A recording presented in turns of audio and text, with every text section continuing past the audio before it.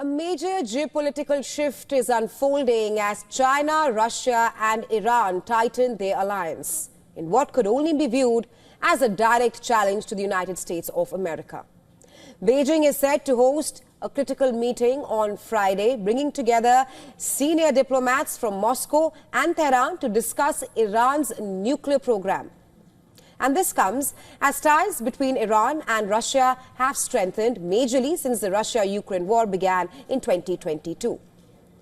A strategic cooperation treaty signed in January strengthened their partnership, while both the countries are on good terms with China as well. China will hold the China-Russia-Iran Beijing meeting on the Iranian nuclear issue on March 14th. Vice Foreign Minister Ma Jiaoshu will chair the meeting.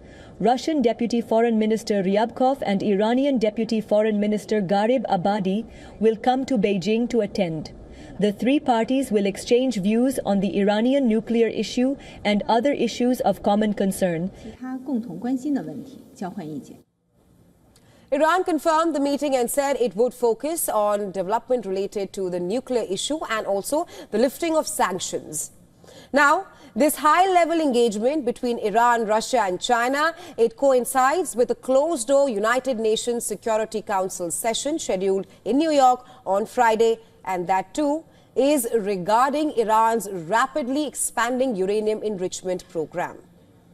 UN's watchdog, the International Atomic Energy Agency, claims that Tehran is enriching uranium up to 60% purity, just shy of the 90% required for weapons-grade material.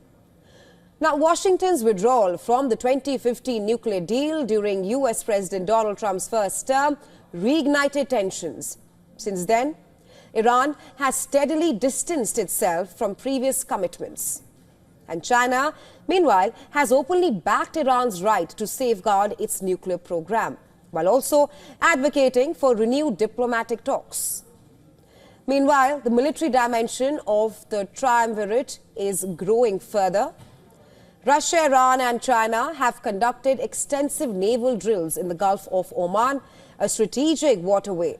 Warships from all these three countries engaged in live-fire exercises, targeting simulated drone and boat attacks, along with counter-terrorism operations. Now, all these war games underscore a growing military partnership between China, Russia and Iran. It also marks the fifth consecutive year of trilateral exercises, reflecting a shared interest in countering Western influence in strategic maritime regions. Now, while China and Russia don't really operate in West Asian waters, their deployment is expanding as the region becomes increasingly militarized. Since November 2023, a month after the war in Gaza commenced, Yemen's Houthis have attacked ships linked to Israel in the Red Sea, claiming support for the Palestinians in Gaza. And a short-lived, temporary ceasefire last month put those attacks on hold. But the Houthis have threatened to resume strikes if Israel does not lift its blockade of Gaza. Meanwhile, the United States and other Western countries have also ramped up their naval deployment in the Red Sea, with a 10-nation force announced in December 2023 to counter Houthi attacks. The U.S. Navy also has a fleet based in Bahrain. So, as these geopolitical tensions escalate, diplomacy is also intensifying. Earlier this month, Trump said he sent a letter to Tehran with a proposal to revive nuclear negotiations.